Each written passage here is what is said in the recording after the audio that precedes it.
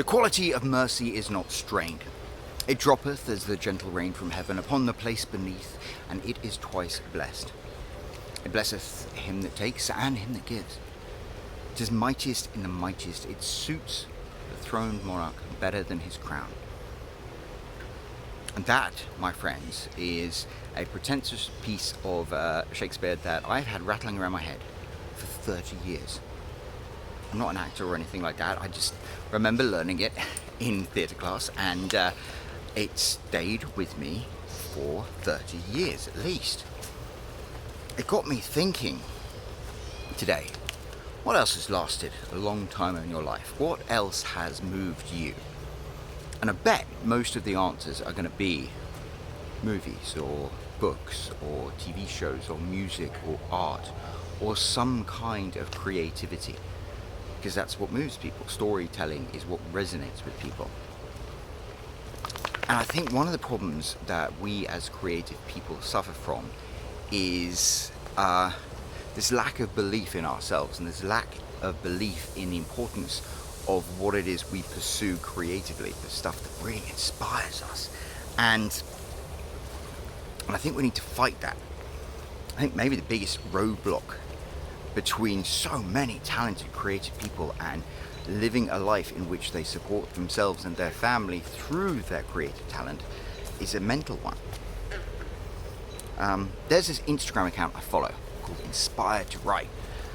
And every day this young woman holds up a board with a handwritten sign, and every day the words change, but the message is always the same, that you have a right and possibly a responsibility to pursue what it is that sets your soul on fire, and the universe will provide for you if you do.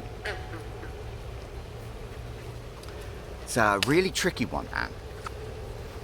It's like a leap of faith, because a lot of people are religious, but a lot of people balk when I say something like the universe will provide for you, because it's like, well, who's the universe? How's the universe going to provide for me? I have a bill due on the 28th. How is the universe going to pay that for me? And here's the thing. It does, but you can't really explain it, and it really isn't something that's very easy to believe in. But think about it, we get conditioned throughout our entire lives to kind of think that pursuing creative pursuits, like becoming a writer or becoming an artist or becoming a musician, is some kind of foolishness and will never succeed. And maybe the reason so many people don't succeed is simply because they're like, okay, then I guess I'll go and be a bricklayer or a bookkeeper or something else instead.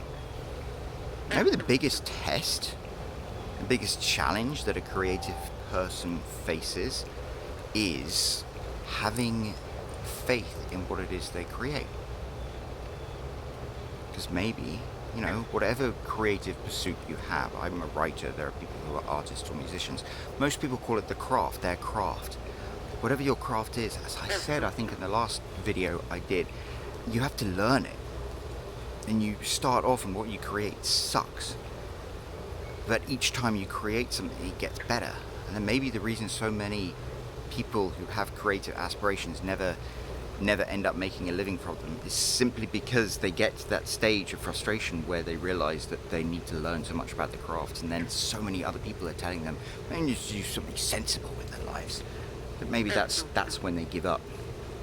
And maybe the successful people who support their family through their craft are the ones who were foolish or arrogant or insane or Kanye West enough to not listen to the outside voices, not listen to the internal voices, and decide to just go the hell ahead and do it anyway. And as I said in the first video I made about this, the secret to being, in my case, a successful writer, it's not down to any randomness, it's not down to even talent, it's down to a process that you have to follow. It's a craft, and you have to learn your craft. And I think the thing that you have to think is, if you pursue that, you will eventually get where you're going. Like, I'll tell you what, self-published authors, yeah, I know a lot of self-published authors who who have 1 or 2 books out there and they don't make a living from writing. But I'll tell you what, I don't know any authors who have published 25 books that they put their heart and soul and every single ounce of the effort into. I don't know anybody, any author who's got 25 published books and is not making a living from it. Like as a rule. Because it's a process. It's not some magic gift, some talent, some luck. It's a process. It's a craft. You learn your craft. And the magical thing about being a writer is that it's your passion. And it's what makes work not feel like work. It's what makes you get up in the morning and be super excited to take that first breath. And so many of us are drowning in all this mundane terrestrial bullshit that we find ourselves forced to or choose to do instead of what it is that the great narrative put us on this earth to do, which is to tell stories. But if that ever happens to you, remember all the things that have influenced you and touched you in your life, and all the things that have lasted the test of time. And no, there are only really 2 things. There are bloody huge buildings, and there's art, and writing, and creativity, and poetry, and movies, and music. All these creative things last forever, whereas all the mundane bullshit, I mean, people need to eat, people need to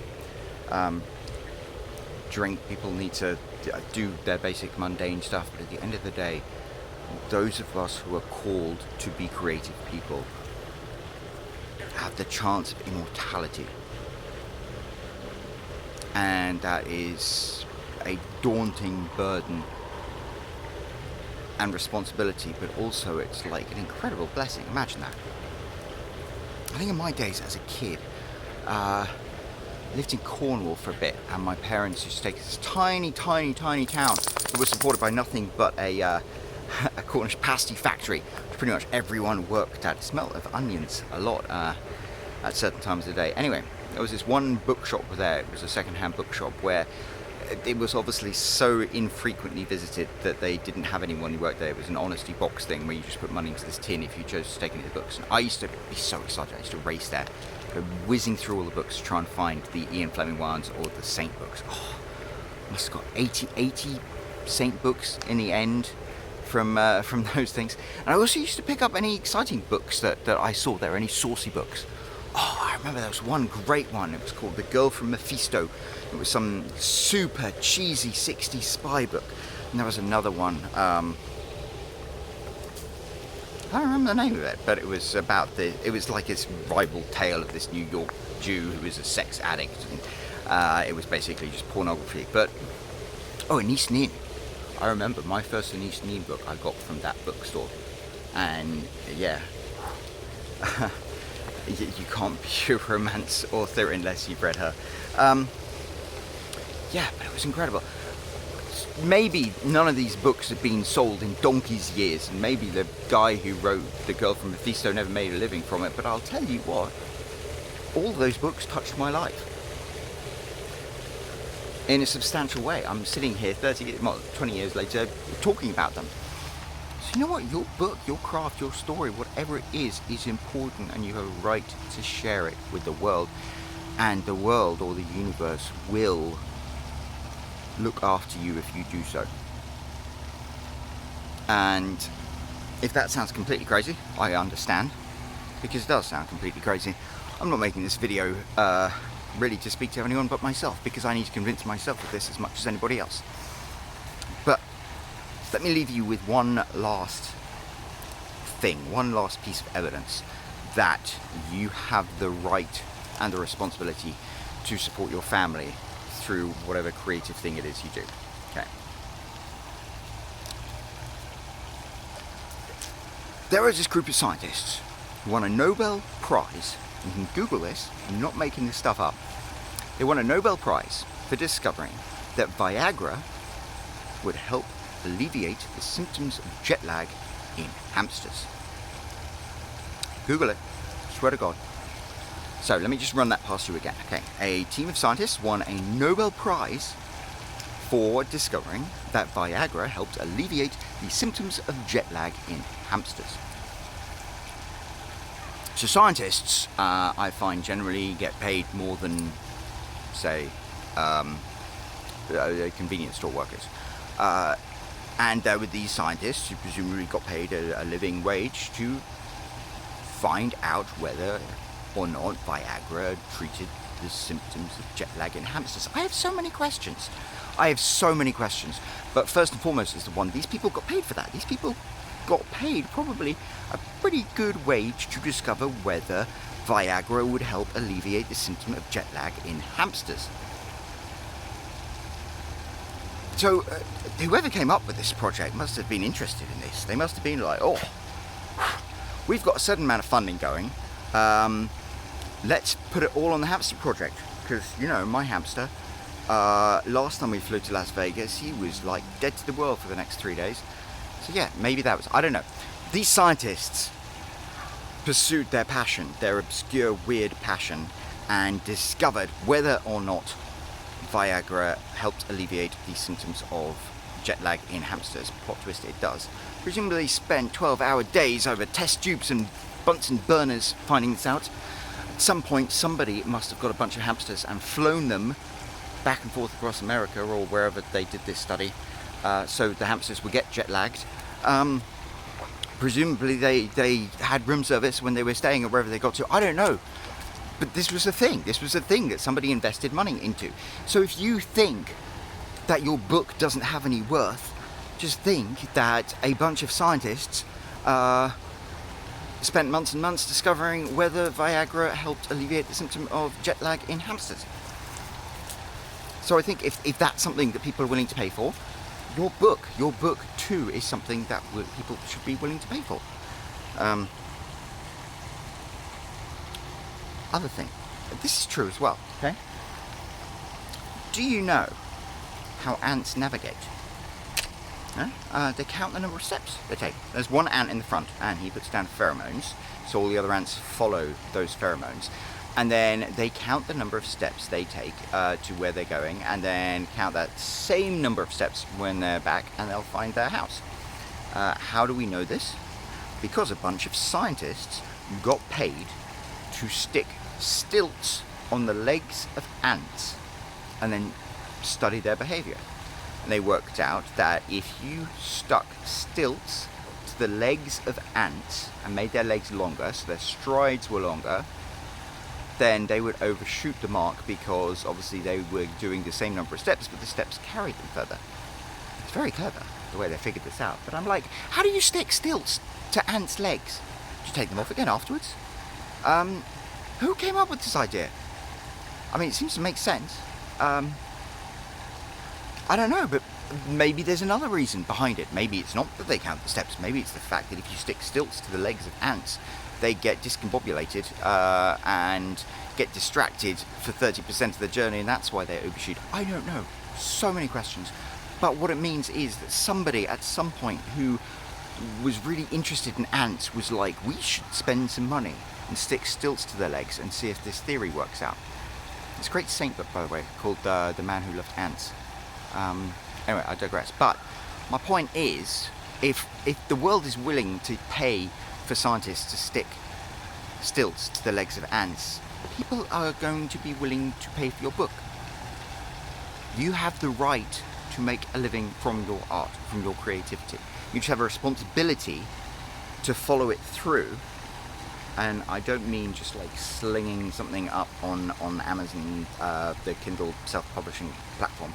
I mean, you have the responsibility to follow through and work out how it is people want your story to be told, and then write your story in that style, and then get it edited to perfection, get a cover and a blurb that speaks to the masses, to put it out there, to spend money on advertising so people find it. As long as you take that responsibility, your right is to make a living from what you do. What it is that your soul cries out for you to create, you have a right to make a living from it, but a responsibility to make a living from it. If you do it, if you pursue it, if you follow it through, the universe will provide for you. And if you don't, you're going to live in this purgatory forever. of I don't know, seeing this carrot dangling in front of you, but being too afraid to take it. Anyway, that's my thought on the matter. But it's getting dark. I need to take stock inside. I will speak to you again at some point in the future. But you know what? Keep the faith and keep being creative and keep learning your craft and keep believing in yourself, because you deserve to support your family from writing.